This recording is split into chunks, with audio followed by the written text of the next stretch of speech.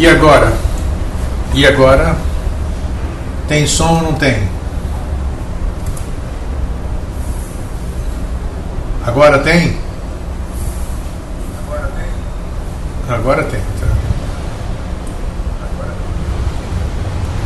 Bem, então vamos lá. Eu vou contar o que acontece antes de dar bom dia para todos. É que eu transmito por aqui. Por aqui eu transmito o Grécia sempre nos sábados, né? Então eu faço de casa o comando e muitas vezes eu tenho que modificar aqui as disposições da transmissão, porque é diferente a transmissão. Então, para depois eu reorganizar isso aqui, essa complicação que acabei de fazer isso aqui, como eu não sou profissional, dá essas coisas pelas quais eu me desculpo. Então, agora estamos em ordem, pelo menos vocês estão me ouvindo, estamos conversando todos. Então vamos lá agora de verdade mesmo, pela quarta vez. Bom dia, Gilmara, Lisa, Cleonice, Simone, Walter Santos, Fernanda, Lígia, Cacilda, Cândido, Márcia, André, Luiz, Marinês, William Melo, Rodrigo, Ednilson e Bangfuf. Bom dia a todos, é um prazer estarmos aqui todos reunidos mais uma vez. A tosse está indo embora, está bem melhor. Espero que tenham tido todos um fim de semana agradável e que a gente possa ter uma maravilhosa semana sempre. E o tema que se apresentou para a gente debater hoje, eu gostei aqui antes de começar o programa. Alguém aqui, não é aula de educação artística, como é? A arte de viver é uma educação artística, por que não? Então, alguém sugeriu o tema. Bom dia, Délia, tudo bom? Falaram sobre crenças. Vocês querem conversar sobre crenças? Podemos conversar. Um dia dessa semana, não tenha dúvida que podemos falar sobre crenças, né? É interessante isso. Mas hoje, o que se apresentou, e foi ontem à noite, bem no final da noite mesmo, porque também em casa estava uma bagunça, filhos, netos e tudo isso aqui, então, e aí fica aquela muvuca e eu não tenho privacidade, então é difícil a intuição chegar, né? Espirro ao vivo, bom dia. Saúde, obrigado.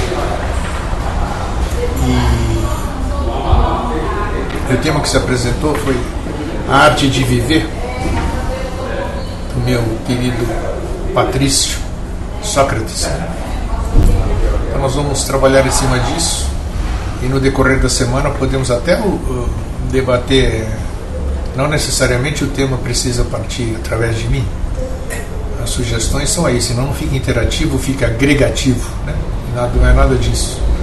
Então, enquanto não aparecem as sugestões que eu sinta que reverberem bem para o objetivo do programa, então aí tem razão dela.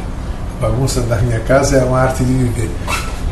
Então, podemos aqui, vocês estão de acordo, então, que amanhã a gente debata sobre crenças? Se estiverem de acordo, sejam democráticos aqui, como na minha terra, e escrevam aqui, estamos de acordo, conversar sobre crenças amanhã. Sim, sim, sim, tranquilo, sim, sim, sim, olha que bacana, olha, turminha boa. Então amanhã o tema é crenças, vocês já estão sabendo. Muito bem. Então o meu amigo Sócrates, 400, que viveu de 469 a 399 antes da era cristã, essa era cristã inventada, que amanhã nós vamos falar sobre isso, sobre crença. Preparem-se amanhã, hein? Tá? Muito bem, querem falar sobre crença? Vamos falar. Sócrates, um dos maiores filósofos da humanidade, ao examinar o que significa tornar-se humano, tinha por objetivo não mais a ciência ou a natureza, mas o homem. Sócrates estava de olho não na ciência e na natureza, mas no ser humano, né? A gente tem que tomar cuidado com as palavras. A gente fala no homem, não pensar que Sócrates era alguma coisa esquisita, né? Ele ensinou, Sócrates, que pecar é ignorar e que a purificação da alma passa necessariamente pelo autoconhecimento do ser humano. Ele introduziu o homem interior na filosofia. Eu vou... Vocês me dão uma licencinha aqui que eu vou fechar a janela lá, porque a muvuca aqui embaixo começou. Peraí.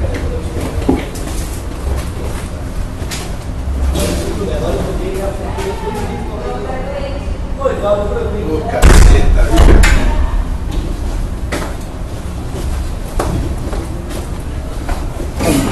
É o exercício da paciência, né? Eu tenho que mostrar, não adianta ficar aqui só falando e não praticar. Então vamos lá, paciência, Sr. Eustáquio. Então, muito bem. Vou repetir, então, ele ensinou que pecar é ignorar, no ponto de vista dele, que a purificação da alma passa necessariamente pelo autoconhecimento do ser humano. Ele introduziu o homem interior na filosofia. Então, Sócrates tinha interesse nem na natureza e nem na ciência, tinha interesse no ser humano. Conforme Sócrates, conforme ele dizia, o único meio de realizar a mais importante missão do homem é o conhecimento de si mesmo. Essa era a missão e continua sendo, parece até os dias de hoje, a maior missão do homem, a missão mais importante do ser humano, o conhecimento de si mesmo. Ao identificar a virtude com o conhecimento, Sócrates formularia a sua mais polêmica reflexão, a de que ninguém erra ou faz mal, voluntária ou conscientemente. Explica-se. Não sendo nenhuma irracionalidade deliberada, se alguém pratica o mal, isso se deve à ignorância dos valores éticos. Mas o homem deve considerar que a virtude, sem a qual a ignorância e o mal triunfam, sem a virtude, o mal e a ignorância triunfam, dificilmente pode ser ensinada por estar latente na alma. Portanto, só é alcançável pelo exame rigoroso que cada pessoa deve fazer de si mesma, condição básica para a sua existência ser considerada digna. Vou repetir, sem interrupções. Conforme Sócrates, o único meio de realizar a mais importante missão do homem, o conhecimento de si mesmo. Ao identificar a virtude com o conhecimento, Sócrates formularia a mais importante e polêmica reflexão, a de que ninguém erra ou faz mal, voluntária ou conscientemente. Explica-se, não sendo nenhuma irracionalidade deliberada, se alguém pratica o mal, isso se deve à ignorância dos valores éticos. Mas o homem deve considerar que a virtude, sem a qual a ignorância e o mal triunfam, dificilmente pode ser ensinada por estar latente na alma. Portanto, só é alcançável pelo exame rigoroso que cada pessoa deve fazer de si mesma, condição básica para a sua existência ser considerada digna. Bom, então vejam só o que o Sócrates dizia antes da era cristã, que só é alcançável essa virtude pelo exame rigoroso que cada pessoa deve fazer de si mesma, condição básica para a sua existência ser considerada digna, ou seja, cada um fazendo uma análise de si torna a sua existência digna. Adélia diz o seguinte: e o que nos leva a conhecer de verdade é a convivência com o outro. No outro nos vemos com mais clareza, sem sombra de dúvida, né? Nós somos o espelho, o outro é nosso espelho, nós somos o espelho que a gente vê no outro. Isso mesmo, Cleves, virtude latente na alma, profundo isso. O método socrático de argumentação, ou se preferir de ensino, significa tentar extrair das pessoas as respostas que elas supostamente não têm, fazendo-as encarar a própria ignorância, pode levá-las ao paradoxo socrático de, conformando-se com ela, se sentirem sábias. Quando eu me conformo com a minha ignorância, eu me sinto sábio. Por isso é que, ao declarar-se ignorante, só sei que nada sei, é o seu modo predileto. Já ouviram isso, né? Eu só sei que nada sei. Então significa tentar extrair das pessoas as respostas que elas supostamente não têm, fazendo-as encarar a própria ignorância, fato este que pode levá-las ao paradoxo de, conformando-se com ela, da ignorância, se sentirem sábias, né? Por isso aqui, ao declarar-se ignorante, só sei que nada sei, era o chavão preferido de Sócrates. A Lisa diz que é para isso que nós estamos aqui, com certeza. sei lá quantos milhares de anos depois, estamos aqui para aprender isso aqui que Sócrates já tinha falado pelo menos 2.500 anos atrás. Nada em excesso e conhece-te a si mesmo são conceitos básicos da filosofia do Sócrates. Nada em excesso e conhece-te a ti mesmo. Frase célebre de Sócrates. O mais sábio é sábio justamente por ter consciência da própria ignorância. Vejam a profundidade disso. O mais sábio é sábio justamente por ter consciência da própria ignorância. Ter consciência da própria ignorância é uma virtude realmente. Que a gente não sabe absolutamente nada? Não sabe. Mas ter consciência disso, pouca gente tem. A gente sempre é metidão, não, porque eu sei das coisas, porque eu sei disso, eu sei daquilo. Então, na verdade, a gente, quanto mais você quer ver um exemplo prático disso, vamos pesquisar sobre amanhã, o tema de amanhã, crença. Vai lá no Google, você vai ver crença. Você pegou uma palavra, crença, e você colocou lá no Google para pesquisar. Quando você coloca lá e vem o resultado, você vai ver que quantos vão aparecer. Vamos fazer a brincadeira aqui. Vamos fazer, tá aqui, ó. Vamos lá. Então, pesquisando uma palavra só, uma palavra só, eu vou colocar aqui crença. Coloquei uma palavra só, crença, e me abriram 3.350.000 páginas. Uma palavra está me levando para 3.350.000 páginas que falam sobre crença. Ou seja, eu pego uma pirâmide ao contrário, aqui a minha base era a palavra crença, jogo lá no Google e olha o que acontece. Então realmente isso é a maior prova de que a gente não sabe absolutamente nada. E quando a gente vai pesquisar uma coisa, as coisas começam a se abrir, o universo é tão grande assim das respostas que a gente acaba descobrindo que não sabe absolutamente nada. E cada link desses que a gente vai abrir outros links que vai nos levar para outras direções e assim nós vamos. Então, esta é uma forma do só sei que nada sei realmente. O mais sábio é justamente aquele que tem a consciência da própria ignorância. Ignorar não é burrice, é ignorar, é desconhecer. Isso é louvável a pessoa reconhecer e desconhece. Enquanto ela desconhece, aquilo que nós falamos já em programas anteriores, ela não deve, não tem culpa, não precisa se preocupar com nada, porque ela ignora. Mas a partir do momento que ela tem o conhecimento, que ela começa a ter informação, ela deixa de ser ignorante, aí ela passa a ter uma responsabilidade muito grande e aí ela será cobrada. Primeiramente por si própria, né? Então agora nós vamos debater nesses minutos seguintes deixa eu voltar na página aqui da Pax, muito bom. Nós vamos debater aqui as 10 lições do socratismo, uma a uma, ok?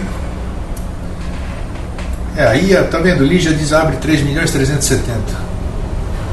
É isso mesmo, e assim vai. A Cleonice diz perfeito, somos muito ignorantes, nada sabemos, argumentamos o que pensamos saber, até discutimos e defendemos o que pensamos saber. É bem isso. Nós temos que fazer o exercício de uma palavra que poucos de nós têm, né? Eu ouso dizer isso, poucos de nós têm, humildade. É de assumir realmente que a gente não sabe absolutamente nada. Alguma coisinha, mas perante o todo assim é nada. Então vamos lá. A primeira lição do socratismo é cuide da alma. A alma, imortal, indestrutível e sempre renascida, razão moral, espírito pensante, sede da consciência, é a manifestação do divino no homem. Preocupar-se com a alma sem descuidar do corpo, mantendo-o saudável e ágil, é afastá-lo do perigo dos prazeres mundanos, fáceis e enfermos que embotam os sentidos. O cuidado da alma só é perfeito com o autoconhecimento. O conhecimento purifica a alma, liberta-a das ilusões fáceis, do julgamento precipitado e passional do próximo.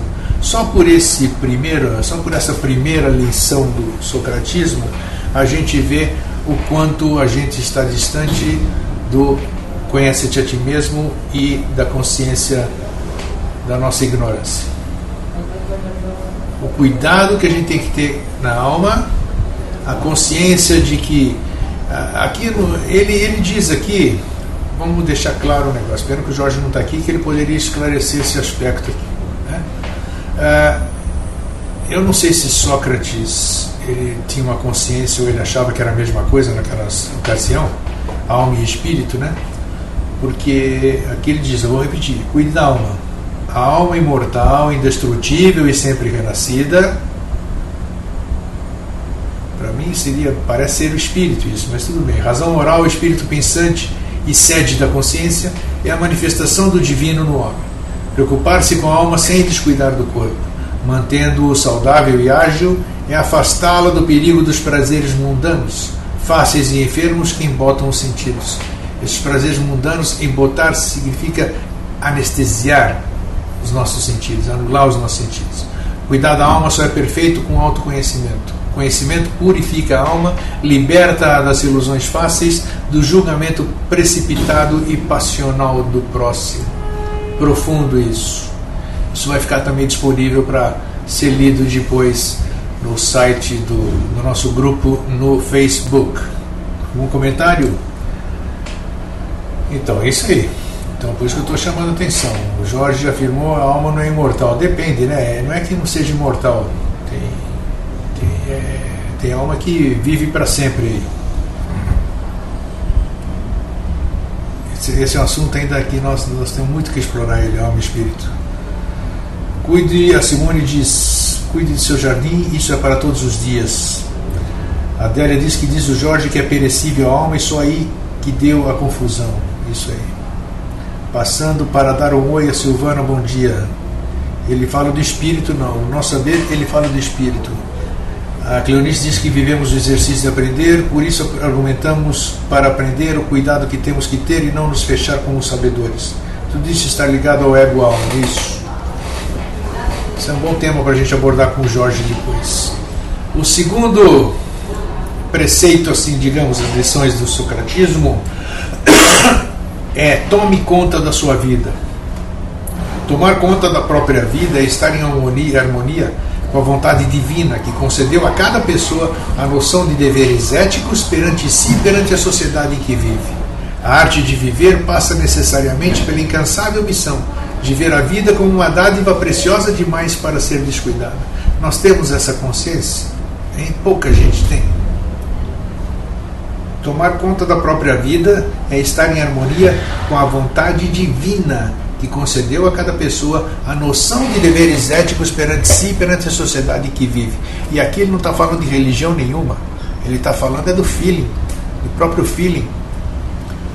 O autoconhecimento nos leva a ter essa noção, essa consciência dessa harmonia com a vontade divina. Que vontade divina é essa? Eu acho que é viver de acordo com os preceitos da lei. Que lei é essa? Se você não conseguir se conectar com a lei, você não vai saber, nem eu, nem você, nem ninguém. Então isso nós temos que tomar conta da nossa vida, como ele diz. A arte de viver passa necessariamente pela incansável missão de ver a vida como uma dádiva preciosa demais para ser descuidada. Muitos de nós descuidamos da nossa vida, e a única coisa que a gente tem aqui para manifestar nesse plano físico. Estamos adquirindo, claro, bom, tudo bem. A terceira lição do socratismo fala sobre a liturgia da amizade. O bom amigo é solidário na dor, mas principalmente cúmplice e entusiasmado na alegria. Nenhuma outra forma de diálogo é mais elevada como a que ocorre entre amigos, mas só pode ser amigo verdadeiro quem se despe de tudo que superficial e passageiro nas relações humanas. O indivíduo isolado, sem amigos, indiferente às relações humanas, pouco ou nada contribui para o aperfeiçoamento da sociedade em que vive. Isso ele dizia 2.500 anos atrás. E hoje as pessoas têm... Essa palavra é muito mal usada, a questão do amigo, né? que nós mais temos é colega, é conhecido. E nós não temos nem... Temos sim, temos. Eu não posso ousar dizer isso, nós não temos condição de avaliar o que é uma amizade, né? Amigo é algo muito superior a bater um papinho, a jogar a conversa fora, a fuxicar, a emprestar dinheiro quando está em dificuldade. Isso aqui não. A amizade é algo muito mais só quem tem amigos sabe o que eu estou falando, né? E vou repetir: o bom amigo é solidário na dor, mas principalmente cúmplice e entusiasmado na alegria. Nenhuma outra forma de diálogo é mais elevada como a que ocorre entre amigos, mas só pode ser amigo verdadeiro quem se despe de tudo que é superficial e passageiro nas relações humanas. Aquele indivíduo isolado, sem amigos, indiferente às relações humanas, pouco ou nada contribui para o aperfeiçoamento da sociedade em que vive. Então você sempre, esse negócio de você viver isolado, viver sozinho, você não está contribuindo em absolutamente nada para a sociedade que você vive. Ok? Você se encontrar internamente, você viver o seu tempo sozinho, os seus momentos de solidão, isso é importante, mas para a sociedade é necessário o intercâmbio com as outras pessoas. A Lisa diz que o ser humano tem que interagir mesmo, senão ele não se educa. A Lígia diz que amigos são raros, mas existem, são seres especiais que nos aceitam com defeitos e virtudes. Eles nem veem, o amigo não vê defeito nem virtude, ele só vê virtude em você. A Adélia diz o seguinte: é difícil avaliar no meu caso, quero só te falar do divino, do que está ligado à lei. Como vou ter amigos se ninguém quer isso? Sós, quer cerveja, futebol, churrasco, farra. Essas coisas não me interessam, mas não se preocupe, Adélia. O verdadeiro amigo, você vai encontrar. Se você vibra, ou se você vibra amizade, se você vibra isso aqui que você procura, alguém vai captar isso aqui e eles vão se aproximar. Semelhante atrai semelhante, isso é líquido e certo. Rodrigo, quantos amigos de verdade eu tenho? Pixe, boa pergunta, hein? Boa pergunta. Se alguém tiver a resposta, eu não tenho a resposta. O que eu tenho de conhecido é muita coisa. Eu tenho alguns amigos de verdade, tenho. Mas quantos eu não sei, né? Não sei. Esse é a maior riqueza do homem, é a amizade.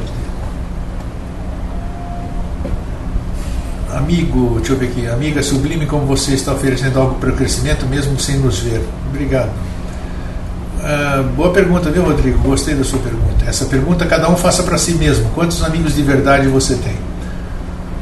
A Lígia diz: por isso que afirmei para a Adélia que eles são raros. A Adélia diz que espera. Pode esperar, Adélia, mas vibra isso.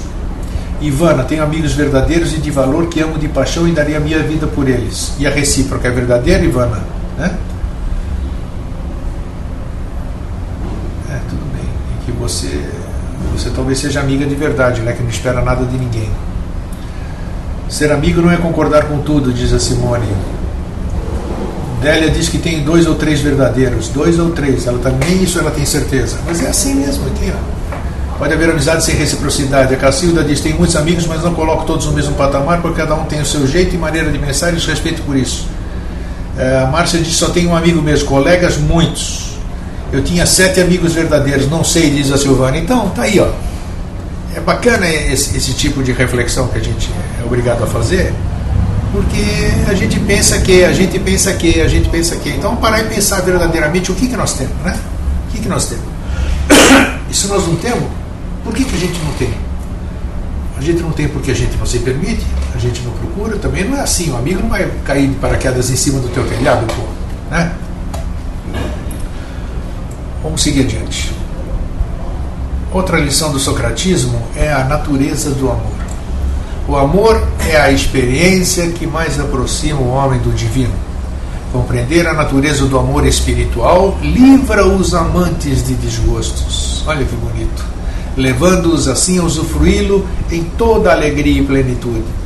Ao desejar o amor do outro, deve-se conhecer profundamente e não pretender privá-lo de nada que o impeça de ser ele mesmo. Amor também é renúncia, e ela deve existir quando ocorre a despersonalização dos amantes, quase sempre resultado da busca obsessiva pelo prazer físico em vez do espiritual. Você podia dizer, seu Sócrates, esse cara sou eu, isso é 2.500 anos atrás. Para que a relação amorosa não se transforme em fonte de frustrações e ódio, os amantes precisam tomar diversas cautelas. E é aí que entra o exercício da razão, dominando o jugo da paixão. Entre elas, a principal é afastar a inveja, quando um deles está numa posição intelectual, social ou financeira mais alta. Pois a inveja é o veneno que destrói os mais sólidos relacionamentos. Grande Sócrates, grande Sócrates. Alguma coisa misteriosa lateja neles, sempre voltada a destruí-los. E é contra ela que os apaixonados precisam lutar incansavelmente.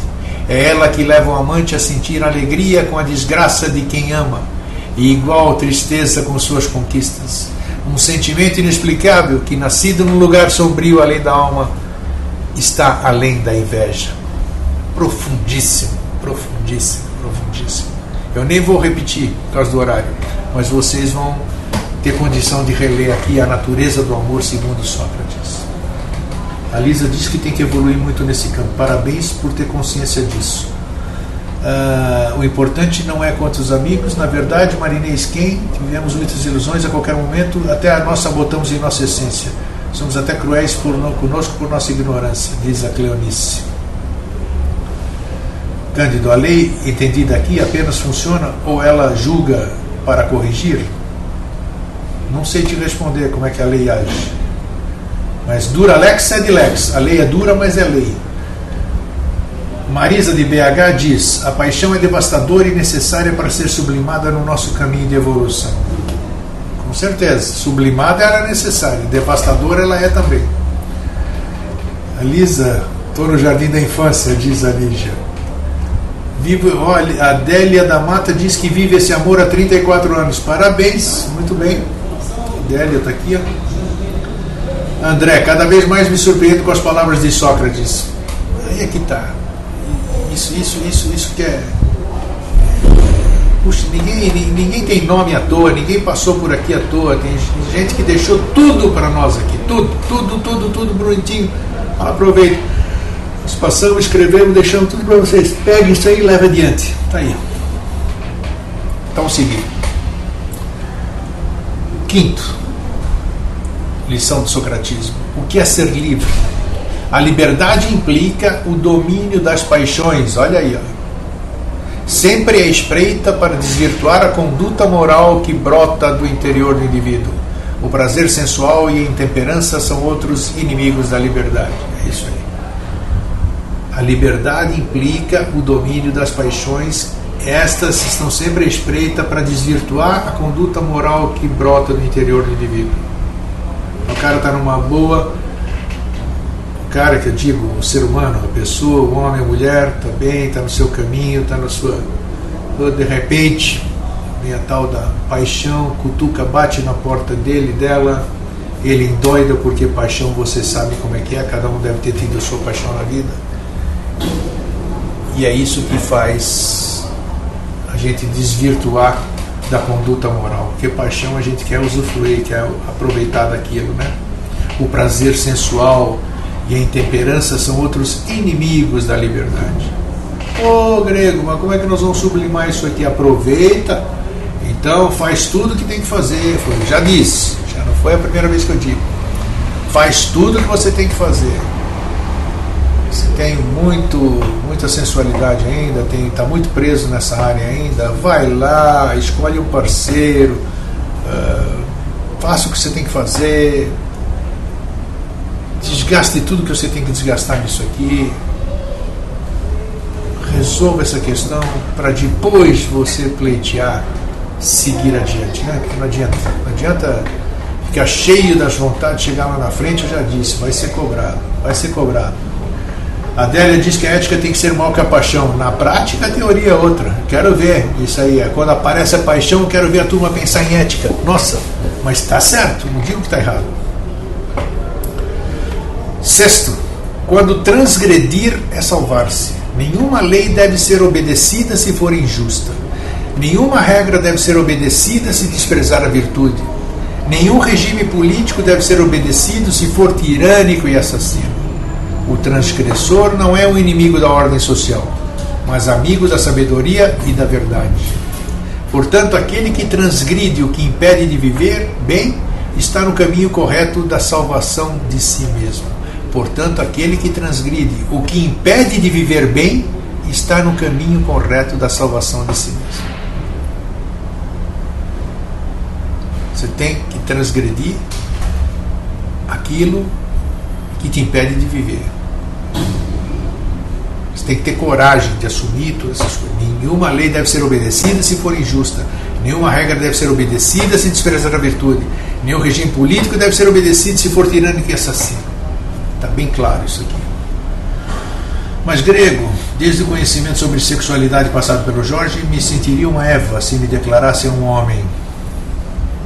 Eu não sei o que ele passou, o Jorge passou sobre sexualidade.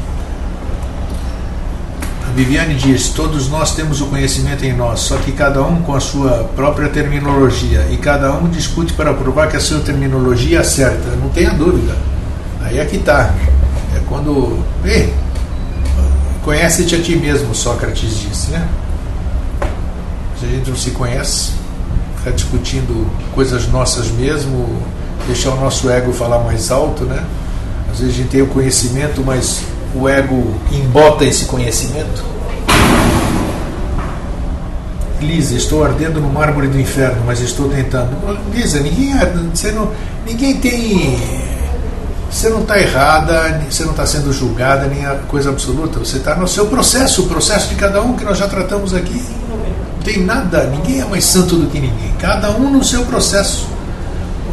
Hoje, cada um tem mais necessidade aqui. A Lígia disse que vai junto no inferno. Então tá aí, já tem companhia. Entendeu? Então não é assim ao pé da letra. Não é assim. Isso aqui, ninguém está aqui, não se transforma em santinho da noite para o dia. Né? Nada disso. E nada é errado. Errado está na cabeça. Sétimo, o indivíduo e o cidadão. Na mesma pessoa, cidadão e indivíduo podem ter uma convivência pacífica e enriquecedora, desde que o indivíduo desempenhe criticamente o papel de cidadão, ou seja, ultrapasse-o para não se sujeitar às expectativas da comunidade e principalmente ao se preservar de tudo que possa desviá-lo do caminho das virtudes de autocontrole, da coragem, da intuição e da sabedoria. Vou repetir. O indivíduo e o cidadão. Na mesma pessoa, cidadão e indivíduo podem ter uma convivência pacífica e enriquecedora, desde que o indivíduo desempenhe criticamente o papel de cidadão, ou seja, ultrapasse-o para não se sujeitar às expectativas da comunidade e principalmente ao se preservar de tudo que possa desviá-lo do caminho das virtudes de autocontrole, da coragem, da intuição e da sabedoria. Algum de nós é capaz disso? Discernir o indivíduo do cidadão? Ou fazer os dois conviverem bem? Tá? Muito bem. Não, aqui ainda estão ardendo no inferno as mulheres aqui. O seguinte, não se leve a sério. Oitavo. Viver com seriedade e ao mesmo tempo não se levar a sério são conceitos complementares. Viver com seriedade significa ter caráter firme e incorruptível, ter opinião própria, amparada por argumentos racionais e um profundo sentimento de vergonha que impeça a prática de atos contrários à dignidade humana. É fácil reconhecer quem se leva a sério superior aos demais. É incapaz de um gesto de humildade, é arrogante e presunçoso e não admite seus erros. Hein? Você se parece com algum deles. Estamos caminhando. Isso é o que me salva. Tá, as mulheres aqui ainda estão se encontrando no caminho do inferno aqui. Um monte, hein? Puxa vida. Tem nada não. Vão todas se salvar. Fiquem tranquilas aí. Nossa, que não existe sentimento de culpa. Isso é muito natural. Isso prova o quanto ainda vocês não estão resolvidas nessa área. Isso é normal, natural. Não tem problema nenhum. Agora, dignifiquem o seu corpo, respeitem o seu corpo. Né? Isso é importante. O seu corpo é o seu templo. Nono. Tenha somente o necessário. O homem que se conhece verdadeiramente, mediante o exame e a prática da virtude, está livre da tentação de possuir bens materiais além dos estritamente necessários para viver. Senão, quanto mais tem, mais sente vontade de possuir, mais numa ânsia ilimitada de satisfazer-se sem o conseguir. Importantíssimo isso. O homem que se conhece verdadeiramente mediante o exame e a prática da virtude está livre da tentação de possuir bens materiais além dos estritamente necessários para viver. Ficou claro isso aí?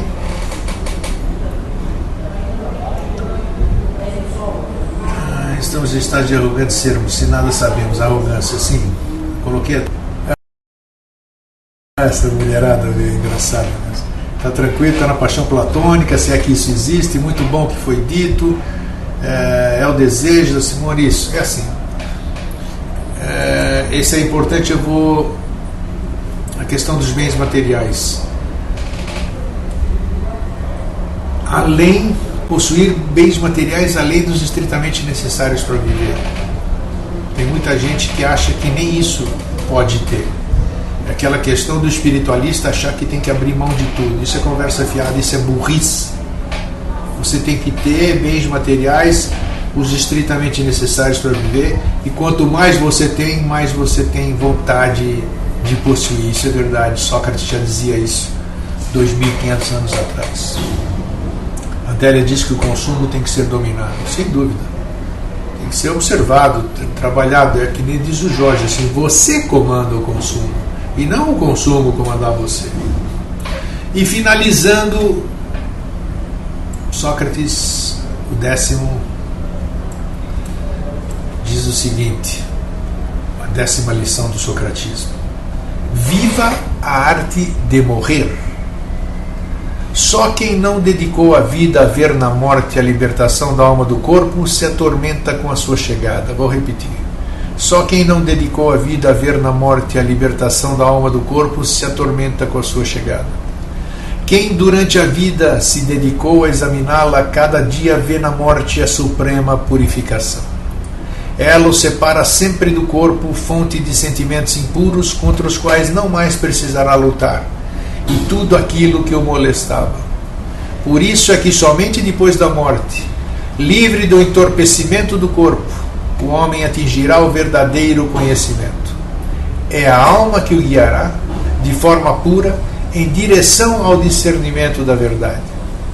Morrer exige aquela sabedoria que, brotando da coragem, anula o terror de mergulhar no desconhecido e de saber que com o fim dos infortúnios também se extinguirá a memória das coisas terrenas. Preparar-se para a morte é o contrário da sua negação, é transformá-la numa companhia, tendo-a sempre presente na vida diária. Senhor Sócrates, me desculpe, mas nós ainda não estamos absolutamente, eu digo, a maioria das pessoas, nós não estamos ainda acostumados com essa palavra ainda, e ainda conviver com isso diariamente é uma tormenta para o ser humano. Mas ele diz aqui, o 10º, depois vocês vão ler, que eu vou disponibilizar daqui a pouquinho: viva a arte de morrer. Você ter essa consciência não é fácil, não.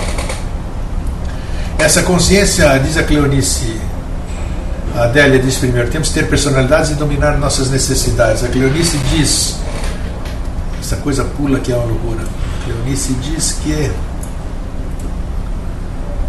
nossa, pula demais. Bom, deixa eu ver se eu acho aqui. Essa consciência de não sermos consumidos pelo consumo nos traz o necessário e nem bem entendemos como isso se dá.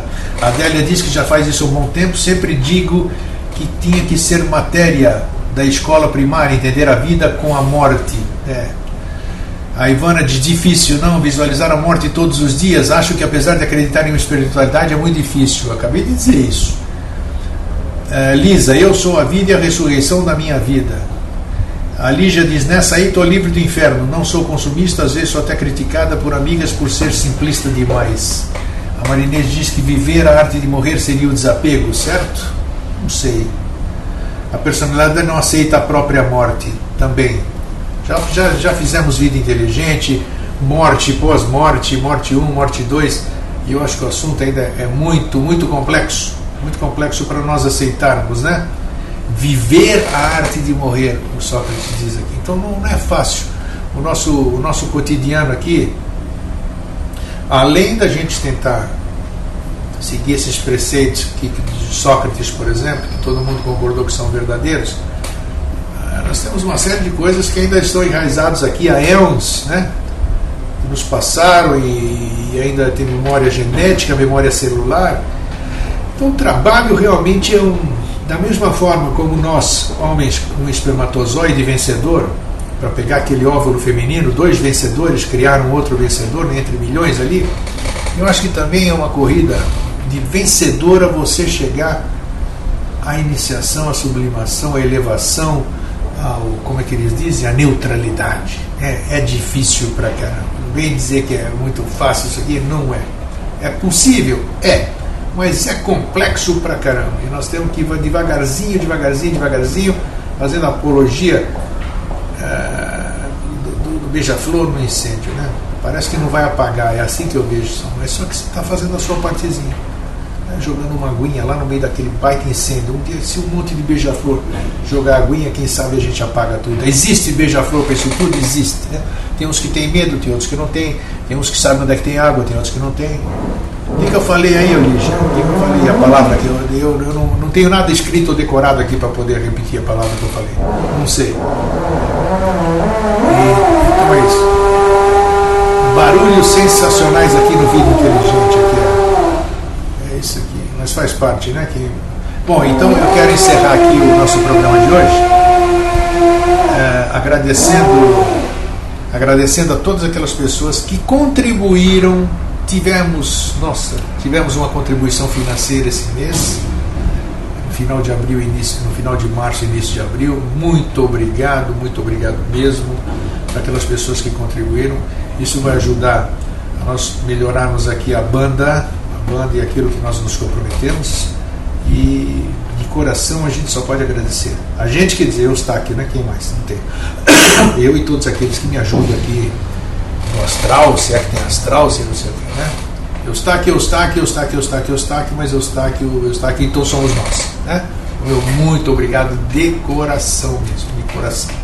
Isso aí. E aqueles que não puderam e não fizeram, obrigado também, tá? Então, tá com fundo musical? Onde tá? Fundo musical, isso. Aqui tem de tudo, mas é por isso que é Vida Inteligente, por isso que é diferente, né? Não é em estúdio, aqui tem batida de porta, olha aqui, olha que lindo, olha, isso aqui, pleno horário comercial, fazendo furo.